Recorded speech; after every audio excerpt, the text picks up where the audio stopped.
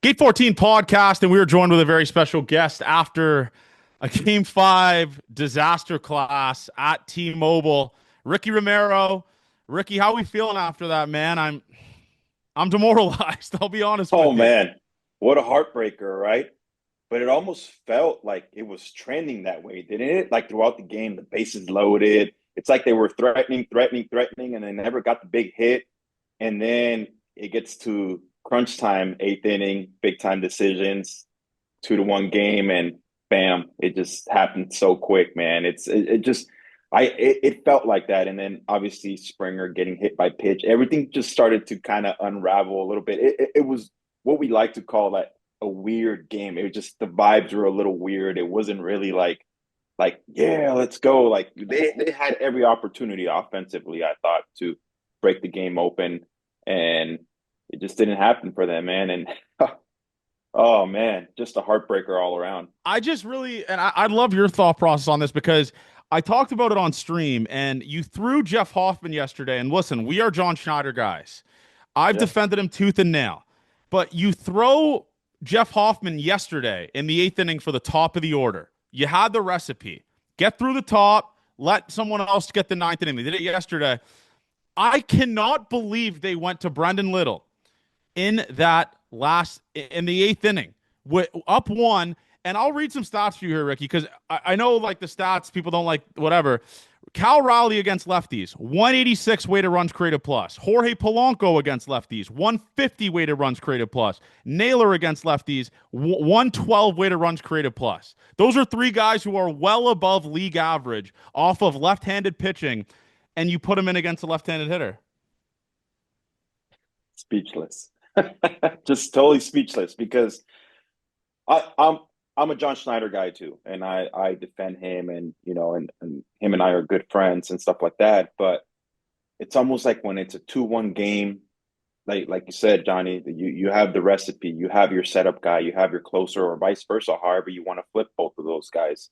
It's just I think it was right there, and this is the situation where you wanted to use them. I think if you were going to go down, I think everyone would feel more comfortable if it was Jeff Hoffman who gave up that home run to Kyle Raleigh or something like that. At least you're just going down with like your top high leverage arm in that situation. And I mean, who knows? I mean, I'm sure he's going to have to answer some tough questions tonight, and what dictated to make that move.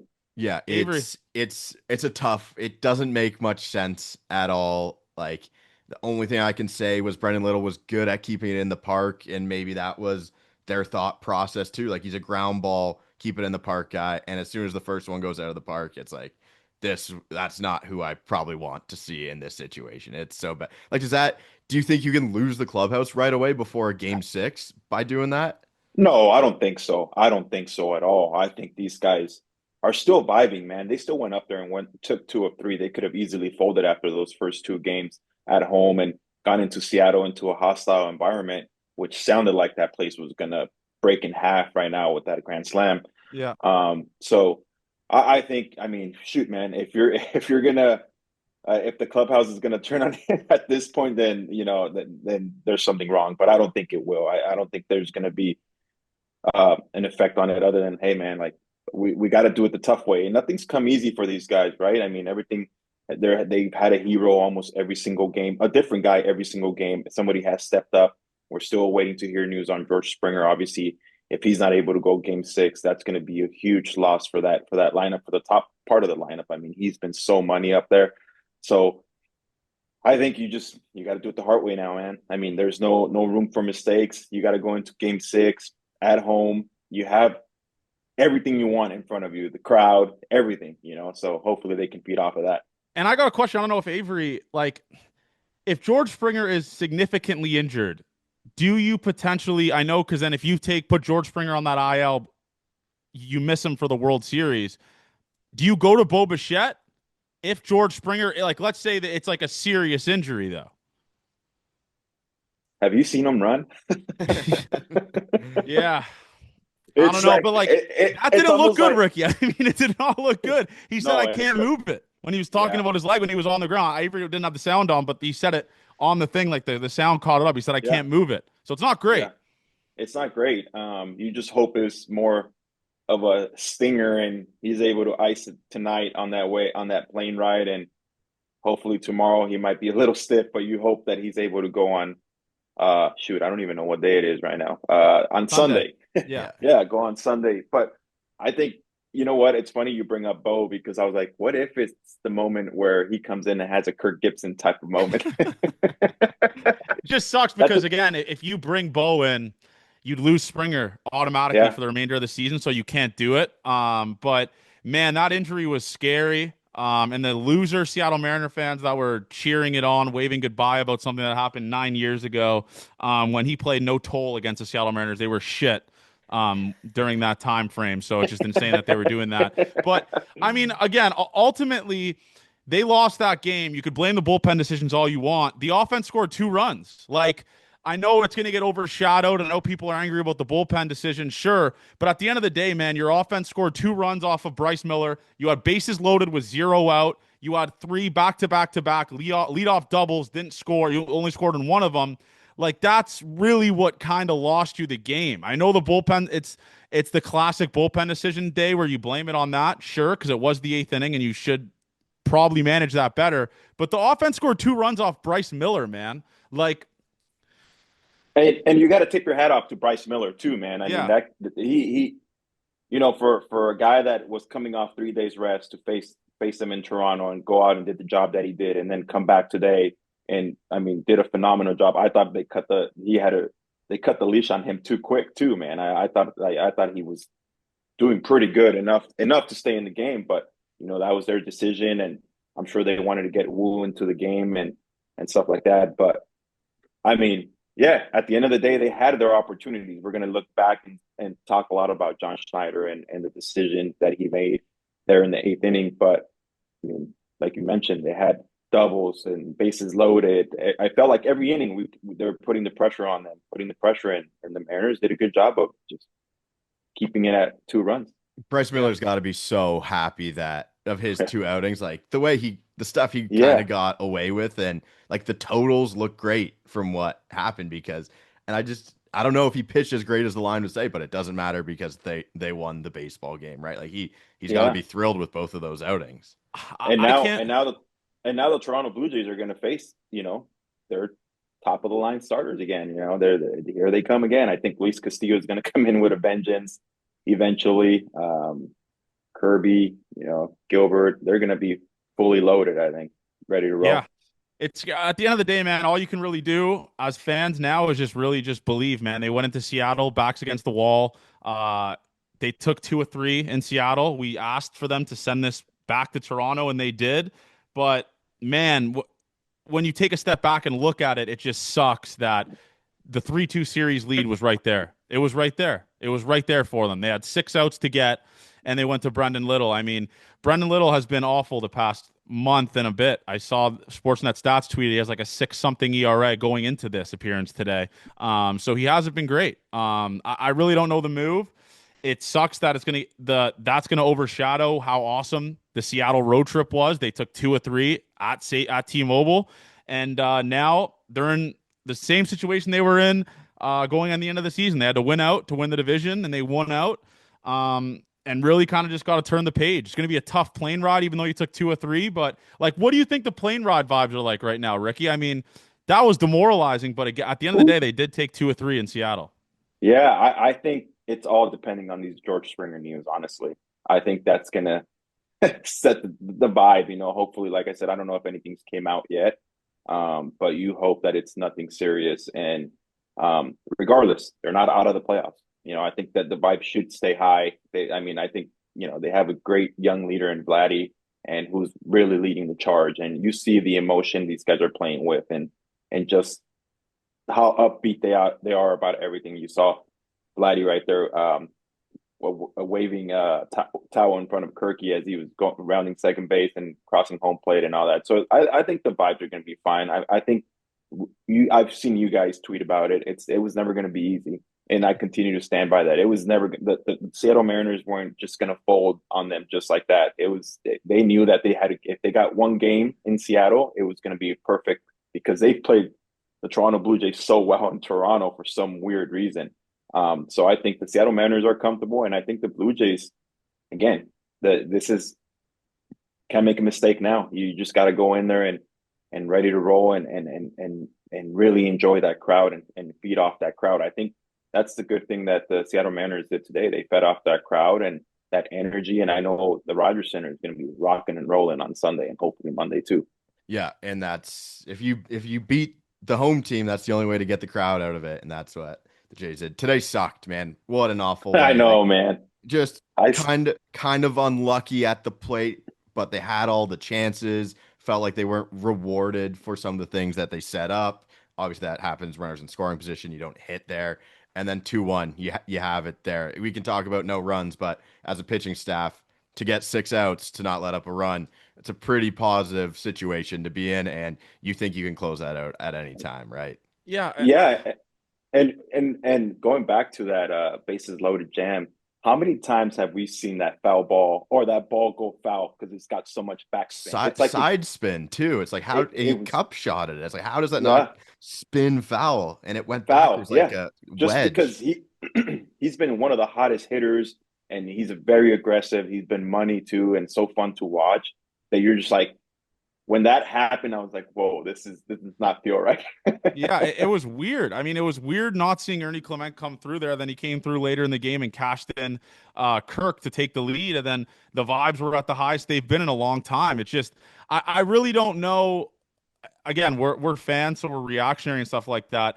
I really, looking back on my comment, I really don't know if it's going to affect the guys as much as it is affecting the fans, to be honest with you, man. I think Yeah, it's a positive road trip at the end of the day. They took I two think or three. you guys are traumatized too from Maple Leafs. Yeah, I'm not a Leafs fan, but like I'm traumatized from the 8-1 Mariners loss like 3 years ago at home Yes. when they blew that. So like we're used to it as Toronto Blue Jays fans, but this team has given us a reason to believe all season, man. And why stop with 2 games potentially to go? You know, I mean, it would be lazy to just give up on that. So I don't know. It's scary giving the ball to a rookie who's thrown less than 30 innings with your season on the line, but it's a pretty fucking damn good rookie. Am I Yeah. right? Like it's a pretty No, yeah. good, one of the best.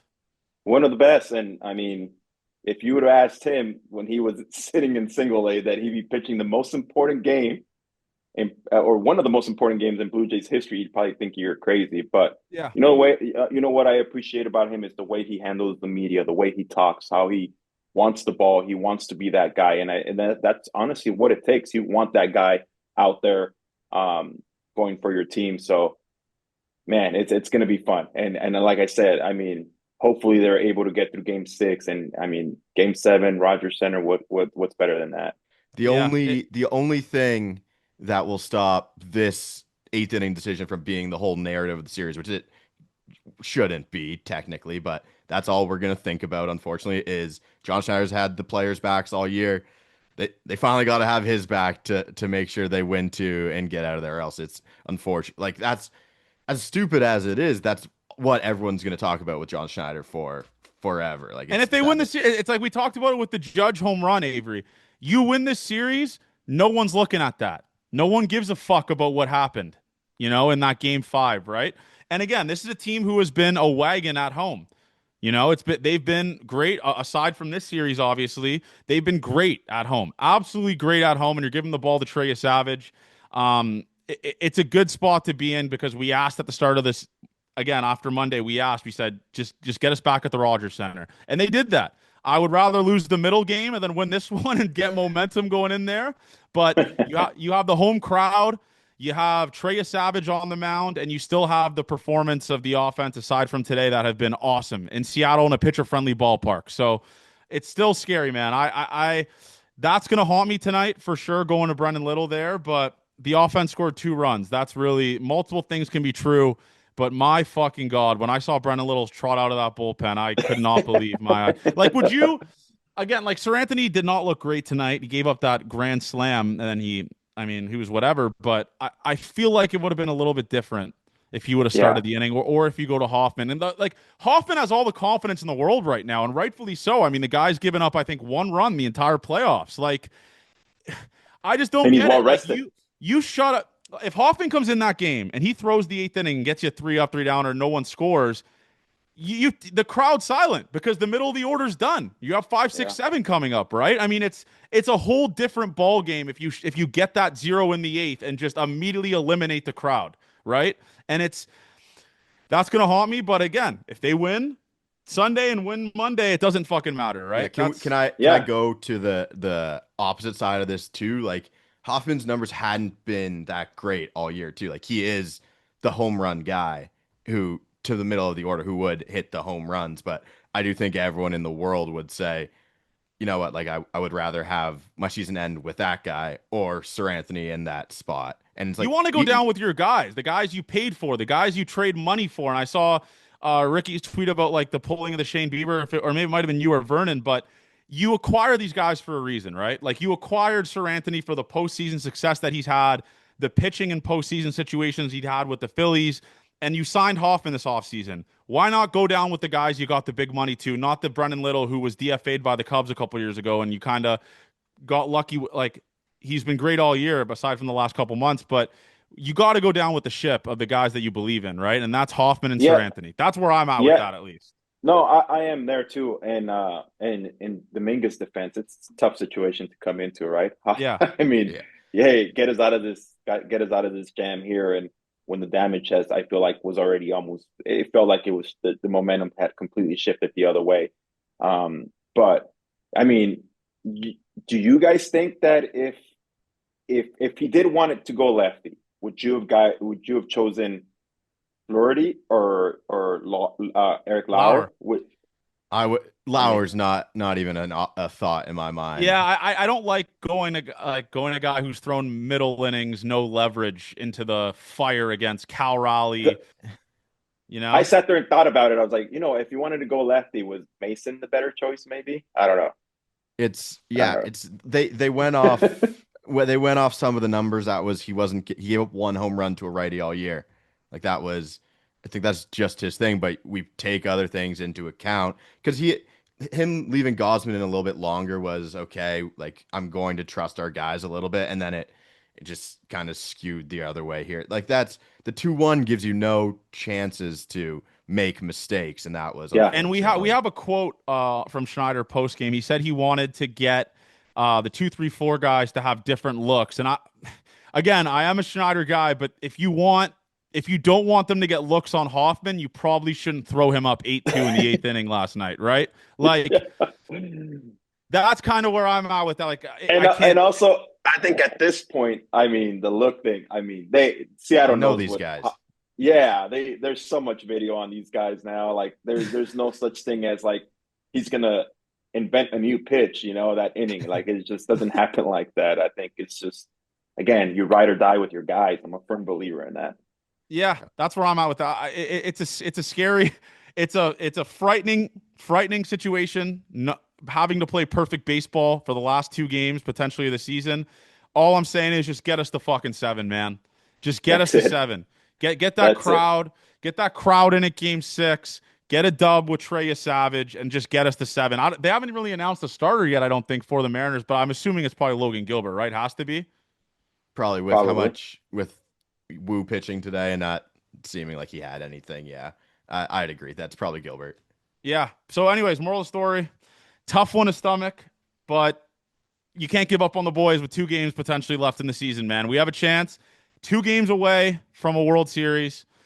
At the end of the day, if they deserve to be there, they deserve to be there. If they don't and they just throw up a stinker like they did last time at home, then you got to just really tip your cap. But I believe, I know our fans are going to believe, and I know people are going to be angry about it, but having the day in between kind of makes it easier to flip the switch and kind of move on to Sunday. But multiple things can be true with that sucking. But I'm looking forward to it. Are you going to be in the building on Sunday, Ricky? I don't know. I mean, I was trying. I was looking into maybe heading up there, but I mean, kids' schedules are kind of crazy. So maybe I'm still kind of on the fence, but I'd love to be there. I mean, honestly, I've never experienced a playoff as a player at the Rogers Center, and I've heard nothing but great things about it. So it'd be cool to sit there as a fan. My kids won't let me go solo, so they're like, "You got to bring us." So it's also that. So there's just a lot of factors right now, but You know what? At the end of the day, I think a little quick note on what I was just thinking about this game is Seattle also did a good job of intentionally walking Vladdy every time and making the guys behind him beat him. And I think that's going to be key going forward. I think any chance they get to walk Vladdy, they're going to. So those guys behind have to do damage. They have to be those guys to pick up the slack. And no Springer is going to be a devastating blow if that's what happens. Like that. And another devastating blow is honestly like we've pumped this guy's tires a ton in the series. Dalton Varsho was pathetic today. I mean, like some of the worst at bats. He had a chance to really step on their throat, bases loaded, no outs, and he strikes out on the elevated fastball. Swung at a couple bad pitches today that weren't even remotely in the zone, trying to do too much.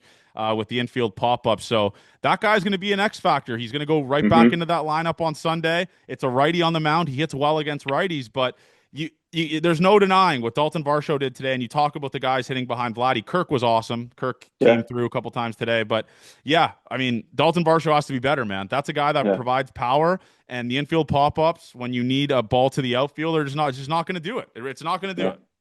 Yeah, I agree. It's going to take. I think John Schneider has said it all along. It's 25 men in there, right, all pulling on the same rope, and it's going to take 25 plus the staff plus the fans pulling on that same rope and rooting these guys on to get to Game 7, and then hopefully a World Series. All right, Avery. Anything else? I mean, we'll be in the building Sunday, no stream. But yeah, I got to turn the page, and you can't sulk over spilt milk, man. I mean, it sucks, but. It sucks, but at the end of the day, you got to move forward. Thank you guys for tuning in, man. Shout out Ricky Romero for joining. Thanks, Ricky. And hopefully we see you Sunday, Ricky. Hopefully we see you Sunday. All righty. You got it, man. Thank you.